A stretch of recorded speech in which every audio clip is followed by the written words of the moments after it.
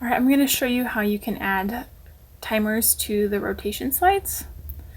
So you're going to go to the timer slide where it has all the timers and then select the timer that you'd like to use. And you'll copy it from there and paste it onto the slide and move it to the spot.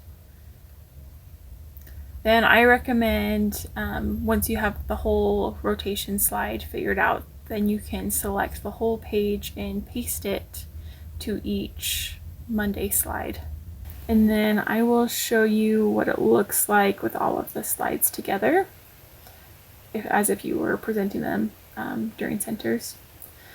So you can just select straight from present mode the timer in the corner, and then you'll find that there's this gray little box that marks each of the rotations.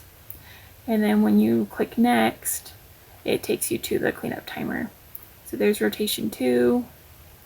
Then once you click again, it will take you to the cleanup timer, and you just need to push play for each one. And those are all of the rotations.